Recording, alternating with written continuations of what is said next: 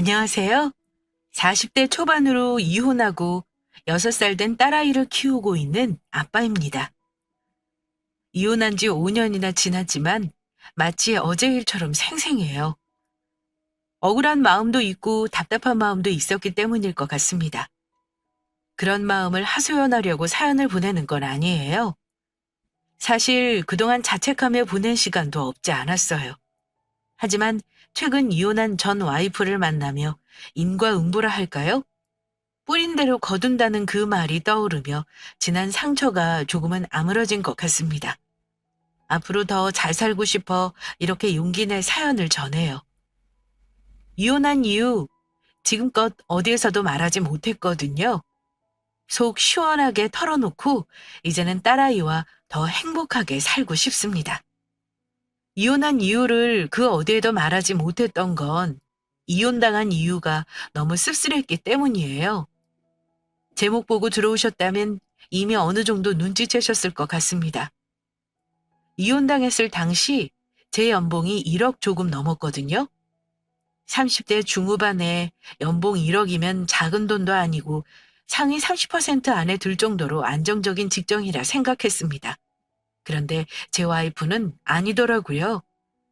저는 회사에서 승승장구하는 잘 나가는 홍 차장으로 인정받으며 다녔습니다. 그런데 집에 오면 다른 집들과 비교당하며 제가 살 곳은 없었죠. 그래도 잘 살아보려고 애썼습니다.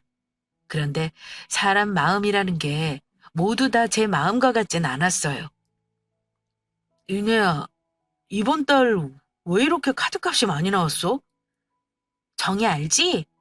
걔 요즘 우울해서 세상을 하직하고 싶대. 친구가 우울해하는데 어떻게 내가 가만히 있어? 만나서 밥도 사주고 분위기 좋은 카페도 데려가주고 그랬지. 나 잘했지. 나 정말 좋은 친구 같지 않아? 이제 좀 기분 풀려서 살 것 같대. 걘 또 결혼하자마자 허니문 베이비로 바로 임신하고 아이 낳으면서 어디 가지도 못했잖아. 아직 애도 어리고 어디 다닐 수 없어 더 그랬나 봐. 그래서 내가 차 끌고 좀 다녀줬지. 그리고 그게 뭐 많이 나왔다고 그래? 밥 몇 번 먹고 차 몇 번 마신 게 단데?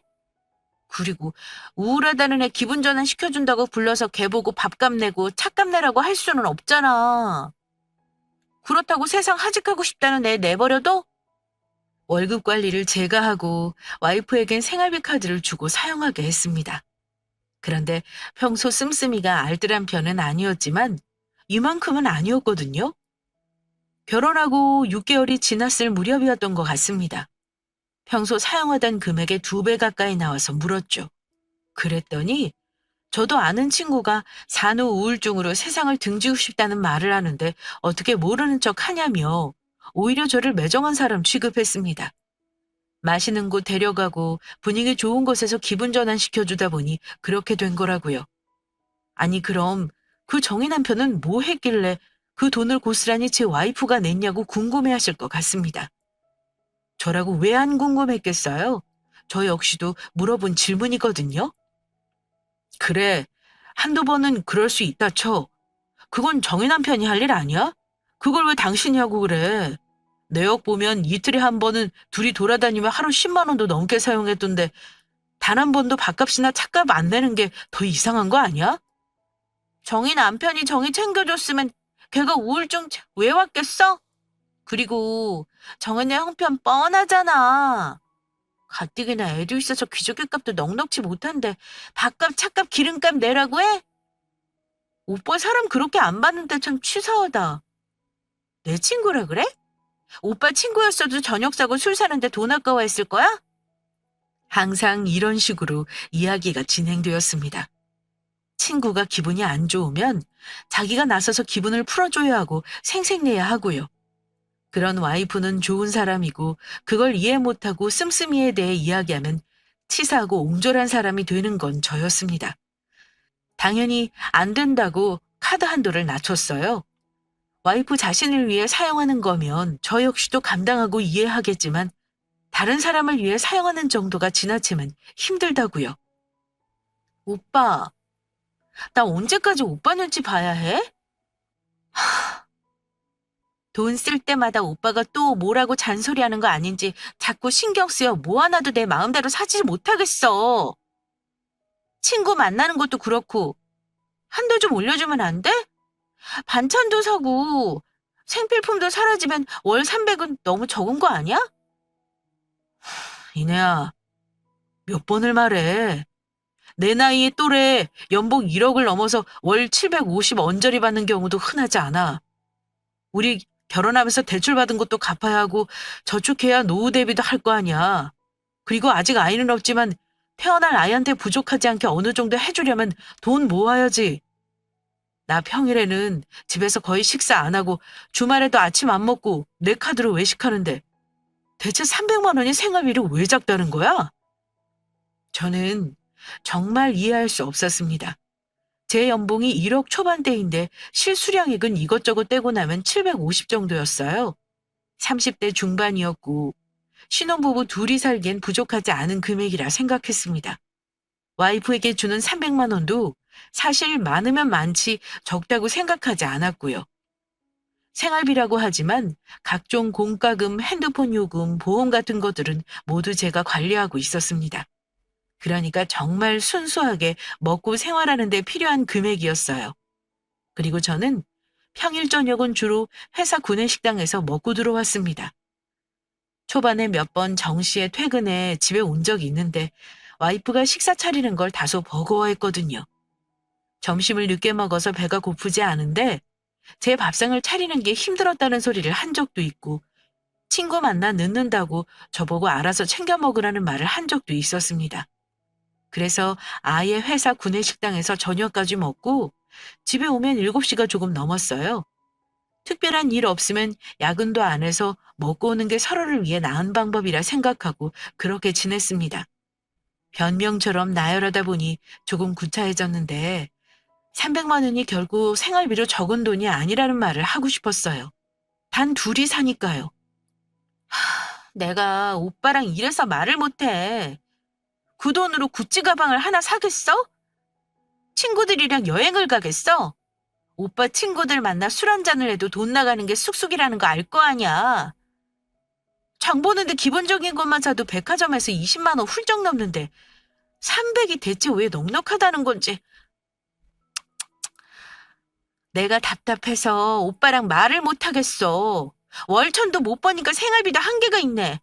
아, 답답해. 누구한테 하소연도 못하고. 이내야, 내가 너한테 100만 원, 너 마음대로 사용하라고 용돈도 따로 주잖아. 나는 용돈 10만 원도 안 돼. 밥도 회사에서 먹고 술을 좋아하는 것도 아니니 쓸 일도 없고. 너도 잘 알잖아. 그리고 명품 가방? 사달래서 지난 생일에 사줬잖아. 아니야? 나는 친구들도 안 만나. 너도 알다시피 회사 끝나면 저녁 먹고 바로 집으로 오잖아. 너 힘들다고 저녁도 집에 와서 안 먹고 회사에서 먹고 오는데 뭐가 힘들다는 거야? 처음엔 안 그랬는데 갈수록 와이프는 저에게 요구하는 게 많아졌습니다. 대체 이렇게 돈만 밝히는 여자랑 어떻게 결혼했는지 궁금해하실 수 있는데 연애할 땐 안 그랬어요. 오히려 그땐 회사에서 승진과 맞물려 야근도 잦고 한창 일할 때라 힘들었는데 그렇게 힘들면 결혼해도 함께하는 시간이 없으니 이직해서 돈 적게 벌어도 시간이 여유로운 곳에 있었으면 좋겠다는 말을 했습니다. 함께 있는 것 자체만으로 행복해하던 순순한 여자였어요.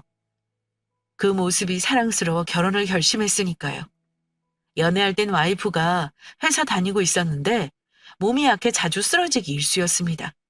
결혼하면 아이도 가져야 하니 1년 정도 쉬면서 몸도 만들고 가정에 충실했으면 좋겠다고 제가 말해서 집안일을 하며 살림만 했어요.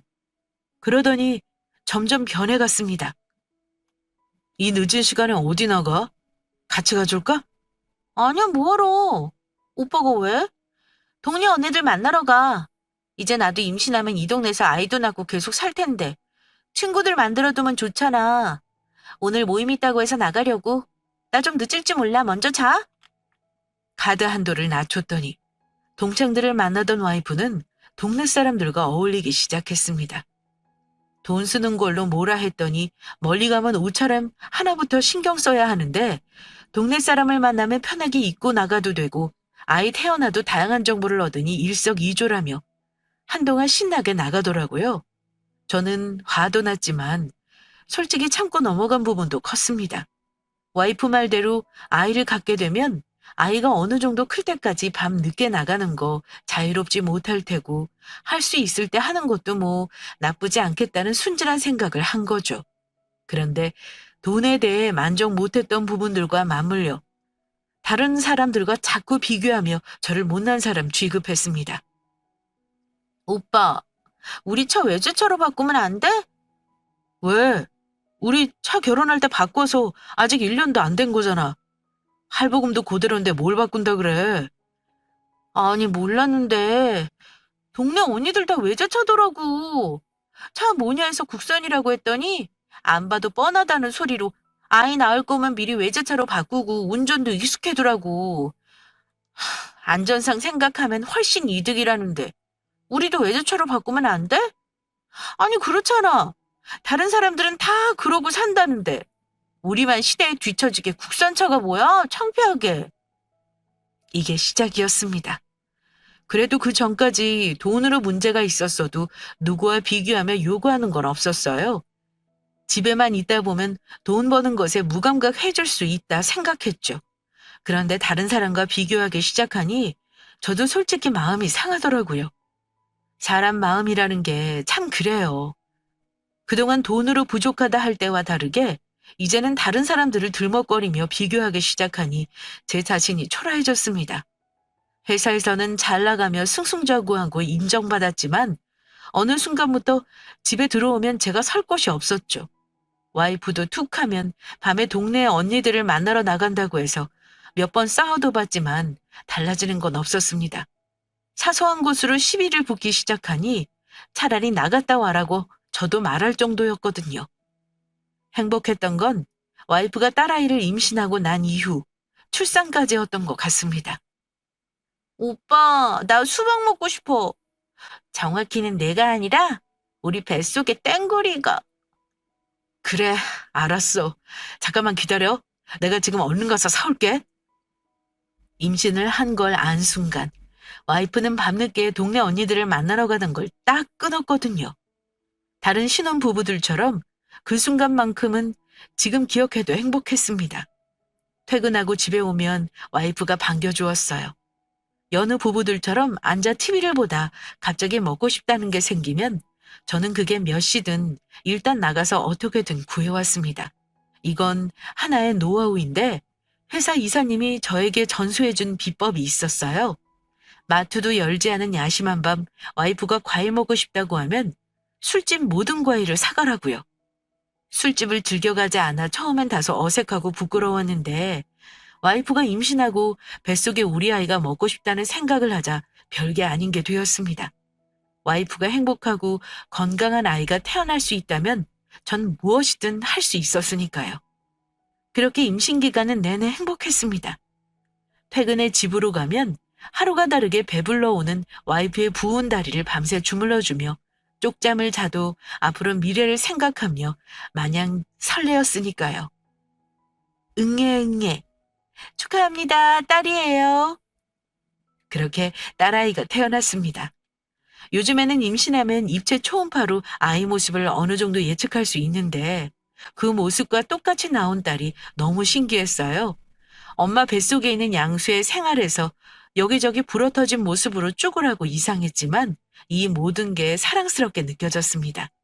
지금 딸아이가 6살인데 처음 만났던 그 모습이 아직도 생생할 정도로 눈에 넣어도 아프지 않은 존재였어요. 처음 만났을 때부터 지금까지 그랬고 앞으로도 제 목숨과 바꾸어도 안 아까운 아이입니다. 그렇게 아이가 태어나고 다른 집들과 마찬가지로 저희 집에도 육아로 인해 힘든 시기가 찾아왔어요.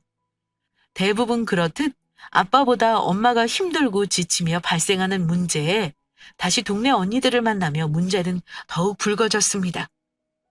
3개월은 모유 먹인다며 분유 먹이게? 언니들 말 들어보니까 애는 초유만 먹이면 된대. 모유 먹이면 몸매 망가지고 체력적으로 힘들다고 다 만류하던데? 오빠는 내 걱정보다 애 걱정이 먼저야? 다른 집은 마누라 힘들다고 상주도우미 고용하고 그런다던데. 오빠는 그런 거 없이 애 걱정만 하네? 벌써부터 갓 태어난 애 걱정하면 앞으로 나는 눈에 보이지도 않겠어. 오빠, 말해봐. 나랑 애랑 물에 빠지면 누구 먼저 구할 거야? 그때 상황을 전달하려고 이야기를 적다 보니 저도 어이가 없네요. 아마 대화 내용을 들으시는 시청자분들은 산후조리도 안 하고 와이프 혼자 애를 케어하는 거야? 황당해 하시며 제가 욕먹을 짓 했다고 하실 수 있습니다. 그런데 전혀 아니에요. 그때는 저도 이상한 걸 인지하지 못했는데 이렇게 적어보니 이상했네요. 저 이야기 나온 곳이 바로 산후조리원이었습니다.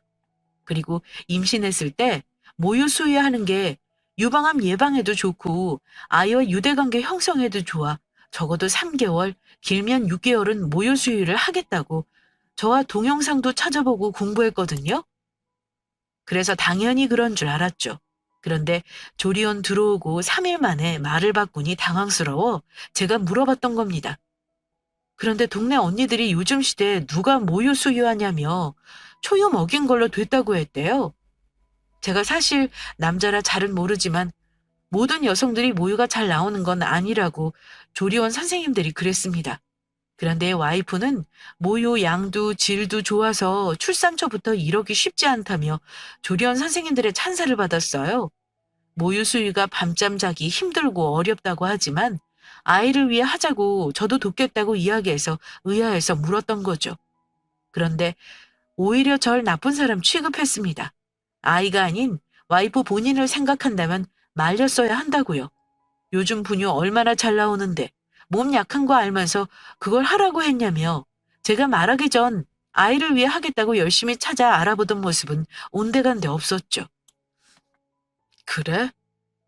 그래도 아기의 평생 중 해줄 수 있는 3개월이라 해준다면 좋겠지만 네 말대로 내가 하는 게 아니라 네가 수고하는 거니 내가 어떻게 하지 못하겠어. 네가 하고 싶은 대로 해. 오빠는 말 참 이상하게 한다? 아이에게 줄 수 있는데 내가 못 해준다는 거야? 나만 나쁜 애 만들고 오빠는 그럼 맘 편해? 옛날처럼 먹일 게 없어야 젖 먹이는 거지. 내가 소야? 오빠 수유 안 해봤지?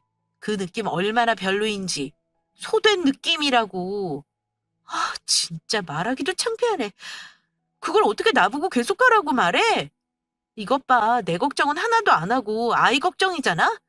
모유 수유 못한다고 하면 내가 힘들어서 그런지 어디 아픈 곳은 없는지 걱정해야 하는 거 아니야? 얼굴 꼴 보기 싫어. 그만 집으로 가. 말을 하면 오히려 역효과가 났습니다. 시청자 여러분도 제가 못할 말했다 생각하세요? 저는 아이 아빠니까 제가 해줄 수 있는 거였다면 회사 일이 힘들어도 어떻게든 했을 거라 생각합니다. 평생 아니고 3개월이니까요. 가족을 위해 밤샘 근무하며 프로젝트도 하는데 내 아이를 위해 3개월, 아니 그보다 더 오랜 세월을 힘들다 하지만 못할 이유가 있을까요? 많은 분들이 그랬듯 저 역시 이제는 부모가 되었으니 당연하다 생각했습니다. 와이프는 달랐지만요. 말 꺼내기 무섭게 저는 매정한 사람이 되어 조리원에서 쫓겨났어요. 집으로 돌아오는 차 안에서 참 씁쓸했던 기억이 나네요. 이 시간에 어디가? 이 시간 아니면 내가 맘 편히 돌아다닐 수 있어? 낮 시간 내내 애기 보느라 집에서 한 발자국도 나가지도 못하는데. 그나마 오빠가 와서 애기 보니까 내가 걱정 없이 동네 나가는 거지. 멀리 가는 것도 아니고 동네 언니들 보러 간다는데 그것도 내가 오빠 눈치 봐야 해? 밤이면 애는 자고 자다 중간에 깨면 분유 타먹이면 되니까 오빠도 그건 할 수 있잖아. 하고 못하고 문제는 아니잖아. 아직 너 몸도 성취 못한데 쉬지 않고 나가니까 하는 소리야. 됐어. 나가는 거 마음에 안 드니까 하는 소린 거 다 알아. 괜히 마음에 안 드니까 내 몸 걱정하는 척하지 마. 마음병이 생기겠는데 안 나가는 게 이상하지. 스트레스는 만병의 근원인 거 몰라? 매일 말도 안 통하는 애 붙들고 있자니 답답해 죽겠어. 나 좀 나가서 기분 전환 좀 하고 올게. 먼저 자. 애 깨면 분이 먹이고. 조리원에서 집으로 돌아와 한 달이 지났을 무렵부터 와이프는 밤이면 동네 언니들을 만난다고 나갔습니다. 술을 마시고 오는 건 아니지만 무슨 여자들이 할 이야기가 그리 많은지 자정을 넘기기 일쑤였죠. 퇴근함과 동시에 바톤 터치하듯 와이프는 밖으로 나가기 바빴습니다. 그렇게 동네 언니들을 만나는 일수가 늘면 늘수록 절 비교하는 건 더 심해졌어요. 산후 우울증이 왔을까 걱정이 들 정도로 신세한탄하며 자기가 이렇게 살 팔자가 아닌데 절 만나 팔자가 꼬였다며 한숨을 쉬기 시작했습니다. 내가 내 팔자 꼬았네. 내가 진짜 한 외모에서 인기 많았던 거 오빠도 알지? 오빠 착하고 안쓰러워서 내가 곁에 있고 싶었는데 내가 철이 없었어. 그 돈 버는데 옆에 어떻게 있어? 속 터지는데 결혼은 현실이라는 동네 언니들 말 맞았어. 사랑을 씹어먹는다고 배가 차는 것도 아니고 뭐 하나 내 맘대로 쓰지도 못하는데 그놈의 철없는 사랑 타령은 뭐하러 했는지. 왜? 또 뭐가 불만이라 나를 깎아내리는데? 내가 언제 오빠를 깎아내린다고 해? 그냥 바른 말 한 거지? 언니들이 내가 아깝다잖아. 나이 차이도 있는데 더 잘 나가는 사람 만날 수 있었는데 이렇게 빨리 결혼해서 고생한다고. 사람 안 쓰냐고 다들 놀래. 애기 낳은 지 얼마 안 됐는데 빨래하고 살림하냐고. 육아까지 하느라 마음고생 몸고생 심하다는데 뭐 어째? 내 팔자 내가 꾼 거니 누구한테 하소연도 못하고 그냥 웃고 말지. 그럼 이런 신세한탄 동네 언니들한테? 내 얼굴에 침 뱉기 뻔한데? 그냥 오빠니까 대나무 숲에 떠드는 것처럼 말하는 거지. 이런 것도 못하게 하면 결혼은 대체 왜 한 거야? 돈도 맘대로 못 써. 애 낳고 살림도 내가 다 해. 하고 싶은 말도 가려 하라 해. 말해 뭐해. 나 나갔다 올게. 언니들 만나 기분 전환 좀 해야지. 공감해주고 내 편 들어주는 건 동네 언니들밖에 없는 것 같다. 그나마 진짜 언니들 말 듣고 모유수유 안 했으니 이렇게 밤에라도 자유롭게 나갈 수 있지. 내 맘 알아주는 건 남편이 아니라 동네 언니들 뿐이네. 오빠는 공감이라는 거 모르지? 그러니까 내가 이렇게 속이 터지지. 돈도 맘대로 못 써. 마음도 공감해주지 못해. 자나깨나 나보다 애 걱정만 해. 내가 이놈 집구석에 편하겠냐고. 출산하고 육아로 이어지는 와이프가 안쓰러워 집안일은 제가 전담했습니다. 여자들이 임신과 출산을 거치며 생각보다 정신적인 스트레스를 많이 받는다는 걸 들었어요. 변화가 한순간에 생겼으니 그럴 수도 있다 생각했습니다. 그래서 가능한 한 많이 도와주고 싶었고요. 낮 시간 6시간 정도 산후 도우미 겸 육아 도우미가 오시지만 집안일을 봐주는 건 아니니 내가 해야 하는 부분들이 있었습니다. 퇴근하면 집안 청소와 빨래를 하고 와이프가 다음날 먹을 밑반찬을 만들죠. 와이프 입맛이 까다로워 파는 반찬이나 누가 해주는 음식 잘 못 먹어서 국이나 간단한 나물 반찬을 만들어 두고 가거든요. 그래서 저는 와이프가 받는 스트레스가 줄어들었을 거라 생각했는데 그건 저만의 착각이었습니다. 오빠, 나랑 이야기 좀 해. 무슨 이야기? 왜 어디 바람이라도 쐬러 가고 싶어? 나 이대로는 못 살겠어. 이대로 못 살겠다니? 그렇게 결혼하고 2년 6개월 정도 지났을 무렵 딸아이가 태어난 지 100일이 다 되어가는 날이었습니다. 늘 평일 밤이면 동네 언니들을 만나러 나간다고 어린 딸아이를 집에 두고 나가던 와이프가 퇴근한 저를 보자마자 거실 소파에 앉더니 이야기 좀 하자고 했어요. 평소와 다른 느낌이라 혹시라도 여행이 가고 싶은 건지 물었습니다. 임신 전 동네 언니들과 여행을 다녀온다고 이야기했는데 임신을 하면서 계획에 차질이 생겼던 게 기억났거든요. 그런데 평소 다른 집과 비교하며 저를 못난 사람 취급했던 그 뉘앙스와는 사뭇 달라진 말투로 이대로 못 살겠다 말했습니다. 저는 당황했어요. 이대로 못 살다니. 못 살겠어도 정말 헛군데 돈 한 푼도 안 쓰고 성실하게 살고 있는 남편이고 아빠인데 말입니다. 나도 살고 있는데 못 산다니. 제 귀를 의심해서 되물었더니 와이프의 말이 가관이었어요. 아이 용품 하나 사는데도 돈 생각하면 마음대로 살 수 있는 게 없고 답답해서 못 살겠어. 동네 언니들 보면 하고 싶은 거 다 하고 사는데 나는 이게 뭔가 싶어. 결혼 초에도 월 1,000만 원도 못 벌어서 둘이 사는데도 힘들었는데 이제 애까지 생겼으니 더 힘들 거 아니야. 동네 언니들이 앞으로 애 커가면서 필요한 돈 많다며 나보고 맞벌이라도 하래. 말이 돼? 얼마나 내가 불쌍하면 그런 소리를 하겠어? 자기들은 남편이 벌어다 주는 돈으로 편하게 외제차 끌고 다니고 밤이면 와인바 가고 명품 가방 사고 가고 싶을 때 해외여행 가고 골프 치러 다니고 돈 펑펑 쓰면서 다들 내 걱정한다고. 내가 그 언니들보다 나이도 더 어리고 외모도 더 이쁜데 내가 오빠 만나 이러고 산다고. 안 되고 불쌍하대. 나 이대로는 못 살아. 더 늦기 전에 이혼하고 돈 많은 남자 만나 호강할 거야. 보란 듯이 잘 나가는 남자 만나서 동네 언니들 코도 납작하게 만들어줄 거야. 지들이 나보다 잘난 게 뭐 있다고? 얼굴에 주름도 자글자글하고 키도 작고 못생긴 것들이 어디서 누굴 불쌍하다고 우는 애? 나 이렇게는 못 살아.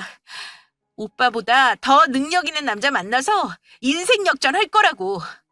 우리 이혼해. 결혼 초부터 제 월급으로 생활하는 걸 힘들어하는 아내는 결국 이혼을 선언했습니다. 결혼 초부터 제 월급이 작다고 불만을 토로했던 와이프였기에 마음을 되돌리기 어렵다는 건 저도 알아요. 동네 언니들을 만나러 갈 때부터 가정에 대한 애착이 없다는 건 진작 눈치챘고요. 위태로운 외주를 타는 느낌이었지만 저만 참으면 괜찮아진다 생각했죠. 어리석었지만요. 시간이 지나면 나아지겠지. 아이 생기면 나아지겠지 생각했던 저의 기대는 결국 물거품이 되었습니다. 이혼하자고 화가 난 듯 저에게 답을 재촉하는 와이프를 한참 동안 물끄러미 바라봤어요. 어떻게 답해야 할지 모르겠더라고요. 아이를 위해 매달려 볼까? 야간 대리운전이라도 뛰어서 와이프가 부족해하는 돈을 채울까? 그 와중에도 전 가정을 지키고 싶다는 마음이 강했습니다. 이제 한나 100일인데 아이에 대한 마음은 하나도 없어? 아이가 문제야? 거봐. 나에 대한 걱정, 미안함 이런 거 하나 없지? 이혼하자는데 돈 더 잘 벌어주겠다. 그동안 마음 몰라줘서 미안하다. 난 너 없이 못 산다가 아니라 아이에 대한 마음이 없냐고? 오빠 같으면 생기겠어? 이렇게 내가 온전히 설 공간이 없는데? 내가 못 살겠는데 애가 눈에 들어오냐고. 내가 살아야 내 자식도 사는 거 아니야? 하루하루 내가 말라 죽는 것 같은데 내 눈에 한나가 들어오겠어? 끝까지 와이프는 이기적이었습니다. 모성애가 없으면 아이에 대한 애착도 없다더니 제 와이프가 그랬어요. 산후도우미가 오고 있어서 낮에는 아이 분유를 도우미 분이 주시고 퇴근하고 오면 제가 저녁에는 주니까 아마 와이프는 아기 기저귀 분유 한번 제대로 준 적 없겠구나 싶었어요. 참 신기했습니다. 그 순간도 이렇게 글로 쓰는 지금도 제3자가 본다면 화도 나고 답답한 상황인데 저는 차분해졌거든요. 제가 어떻게 할 수 없다는 걸 아니까 무기력해지면서 눈물도 안 났어요. 그냥 사라지고 싶었습니다. 모든 걸 되돌리기엔 너무 늦었고 이혼을 이야기하는 와이프에게 어떤 대꾸를 하기엔 제 마음도 이미 너무 상했으니까요. 그때 배고픈지 칭얼대는 아이 울음소리에 정신이 번쩍 들었어요. 제가 살아야 할 이유가 너무 분명해졌습니다. 주방으로 가 아이 분유를 타며 와이프에게 말했어요. 그래, 그러자. 그게 마지막이었습니다. 와이프는 제 말이 떨어지기 무섭게 이혼했던 이혼 서류를 꺼내 식탁 위에 올리고 안방으로 들어가 짐을 싸더니 집을 나갔어요. 그렇게 결혼 생활은 끝이 났죠. 아이에 대한 양육권까지 포기한다고 이혼 서류에 적혀 있었습니다. 허망했던 결혼 생활을 정리하기 위해 빠르게 살던 집을 내놓고 이사 갔습니다. 연락처도 바꿨어요. 와이프를 다시 마주할 힘도 없었고 저에겐 지켜야 할 아이도 있으니까요. 본가 근처로 옮겼습니다. 혼자 아이를 감당할 자신이 없었거든요. 어린이집을 보내기엔 아직 아이가 어려 적어도 1년 정도 더 보살핌이 필요하다 느꼈어요. 그렇게 하루하루 지내다 보니 어느새 1년이 가고 2년이 가고 5년이라는 시간이 흘렀습니다. 버티다 보니 견딜만 했어요. 와이프의 자리는 와이프를 똑같이 닮은 딸아이가 메꿔주고 있었어요. 가끔 아이를 볼 때마다 마음 한켠이 아련하기도 하고 와이프가 했던 저를 비난하는 말들이 생각나 씁쓸하기도 했습니다. 그런 생각들이 점차 뜸해지고 있었지만 한순간 떠오르는 기억들은 5년 전 집을 나간 와이프와의 순간에 머물러 있는 듯 했어요. 어서 오세요. 주문도... 오빠. 그러던 어느 날 딸아이를 데리고 시내 나갔다가 평가가 좋은 식당이 근처에 있어서 이른 점심을 먹기로 했습니다. 식당에 들어가 자리에 앉았고 안쪽에서 물병을 들고 젊은 점원이 주문을 받으러 왔죠. 어느 식당에서나 볼 수 있던 풍경이라 익숙하게 지나치고 있었는데 메뉴판을 건네는 점원의 목소리가 떨렸습니다. 그리고 오빠라고 부르는데 낯익은 그 목소리에 저도 모르게 딸아이에게 눈이 먼저 갔어요. 보여주고 싶지 않은 사람을 마주해 딸아이 걱정이 먼저 들었거든요. 죄송합니다. 다음에 다시 올게요. 저는 황급히 딸아이 손을 붙잡고 식당을 빠져나갔습니다. 불편한 자리에서 식사를 하고 싶지 않았어요. 전 와이프와 어떤 이야기를 하고 싶지도 않았던 거죠. 아직도 헤어졌던 그날에 머물러 있던 저에게 갑작스런 와이프의 등장은 당혹 그 자체였으니까요. 발빠르게 가게를 빠져나가는데 전 와이프가 뒤따라 나왔습니다. 그러면서 저의 팔을 붙잡는데 저는 그 팔을 뿌리치고 할 말도 없고 듣고 싶은 말도 없다고 매정하게 굴었어요. 딸아이가 그런 제 모습이 어색했는지 갑자기 울음을 터뜨렸습니다. 당황한 저는 딸아이를 안으며 달랬어요. 시선이 전 와이프가 아닌 딸아이에게 머물자 이내 제 마음은 이상하게 평온해졌습니다. 오빠, 보고 싶었어. 연락처도 바꾸고 집도 이사가서 찾을 수 없더라. 회사에도 찾아갔는데 이사로 이직했다는 소리만 전해 듣고 어디로 이직했는지 물어도 아무도 가르쳐주지 않아 알 수 없었어. 그런데 인연은 인연인가 봐. 이렇게 우연히 만나고. 한나는 꼭 나를 닮았네? 우리 셋이 이렇게 서 있으니까 진짜 가족이 만난 든든한 느낌이다. 그렇지, 오빠?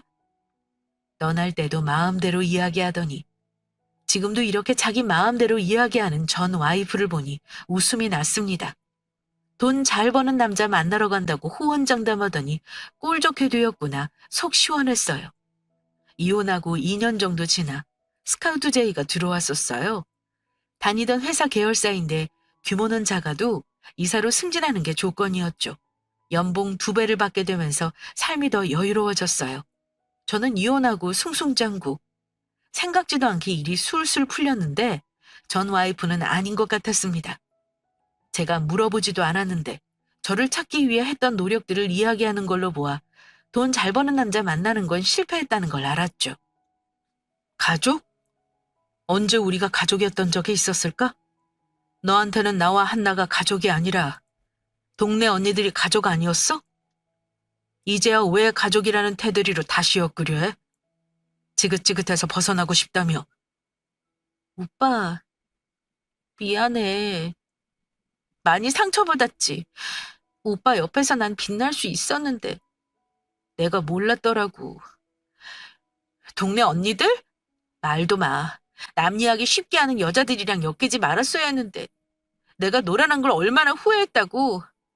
식당 일하며 돈 벌어보니까 오빠가 벌어다 준 돈이 결코 작은 돈이 아니었다는 걸 이제 알았어. 나를 공주같이 대해주는 오빠였는데 나는 그걸 왜 몰랐는지. 나 반성 정말 많이 했어. 매일 반성하고 보고 싶다고 기도했어. 이렇게 만난 거 보면 하늘이 내 기도를 들어줬나 봐. 이혼한 이후부터 한순간도 나 편하게 잔 적 없어. 제가 사랑했던 순수한 모습의 여자는 이미 사라진 지 오래였습니다. 결혼 내내 저에게 돈 못 벌어온다고 비교하며 기죽이던 전 와이프는 이혼 후에도 달라진 건 없었어요. 저에 대한 배려, 미안함은 온데간데 없이 자기 위주의 사고방식으로 이렇게 또 이야기했으니까요. 결혼 전 일을 안 했던 것도 아니고 돈 버는 게 힘들다는 걸 정말 몰랐냐고 되묻고 싶었습니다. 하지만 이내 마음을 접었어요. 의미가 없다는 걸 아니까요. 어떻게 뭘 다시 하고 싶은 것도 아닌데 다 지난 일을 시시비비 따질 필요성이 없었습니다. 오히려 지난 시간 동안 5년 전 와이프가 나갔던 그 거실에 머물러 있는 제가 그곳을 벗어나는 걸 느꼈어요. 다행히 이 여자가 불행해서 마음이 평온해졌습니다. 나와 우리 딸아이에게 불행을 안겨준 사람이 불행하다는 이유 하나만으로 저는 더 이상 바라는 게 없었죠. 네가 바라던 돈 1,000만 원, 신기하게 너랑 이혼하고 나니 벌게 되더라. 널 공주로 만드는 게 나였는진 몰라도 날 왕자로 만드는 건 네가 아니었어. 너랑 다시 합칠 일 없어. 꿈꾸지 마. 결혼 내내 집에서도 앞치마 맨 적 없는 네가 식당에서 앞치마 메고 있으니 참 잘 어울린다. 앞으로 열심히 돈 벌면서 힘들 때마다 나에게 했던 말을 떠올려봐. 다행이야. 옛 속담이 맞아서 남의 눈에 피눈물 흘리게 하면 내 눈에도 피눈물 흘린다잖아? 넌 내 눈에만 피눈물 흘리게 한 거 아니고 내 딸 한나 눈에도 피눈물 흘리게 만들었어. 앞으로 속죄하고 살아. 오빠, 오빠. 전 제 말을 하고 빠르게 자리를 피했습니다. 아이를 안고 있어서 말은 많이 하거나 오래 있고 싶지 않았어요. 연애 때 결혼 생활 중 저에게 볼 수 없던 모습을 봐서 그런지 전 와이프는 저를 잡지도 못했습니다. 그 자리에 서서 저를 몇 번이나 부르는 게 전부였죠. 그렇게 전 와이프를 우연히 만나면서 오랜 시간 마음에 응어리진 모든 것들을 털어낼 수 있었습니다. 신기하게 전 와이프를 보고 난 뒤 아이를 보는 마음이 더 편해졌어요. 저도 모르게 비교당하며 자존감이 많이 하락되었던 것 같아요. 떳떳하게 전 더 잘 나가지고 전 와이프는 자기 복 자기 갖자 후회하고 있으니 속 시원합니다. 흔히 연애할 때 모든 걸 아낌없이 주면 헤어진 이유가 미련이 없다던데 제가 그런 것 같아요. 짧았던 결혼이지만 전 제가 할 수 있는 걸 다 했으니 후회도 미련도 없어요. 후회하는 사람들을 보면 그 시절로 돌아간다면 더 잘할 수 있을 거라는 말 하던데 저는 그 시기로 돌아간다고 해도 그때처럼 살 자신이 없거든요. 오히려 전 와이프가 제게 다시 시작하자고 매달리는 걸 보고 나니 짧은 결혼 열심히 살았구나 안도감이 듭니다. 쓸데없는 자기 위안일 수 있는데 이런 것도 세상을 살기 위해 필요한 것 같아요. 이제는 정말 하늘 아래 저와 딸아이 둘뿐이니까요. 딸이 커서 아빠 힘내라고 의지가 돼주기 전까진 제가 저에게 힘을 북돋아주며 버텨야 한다 생각했습니다. 그래서 서툰 글을 써가며 사연 전해요. 부모님한테 이혼했다는 사유 제대로 못 전했거든요. 다 큰 아들, 회사에서 인정받으며 회사 생활 잘한다고 자부심 가진 부모님이신데 제 월급이 적다고 이혼하자고 했다는 말을 어떻게 해요?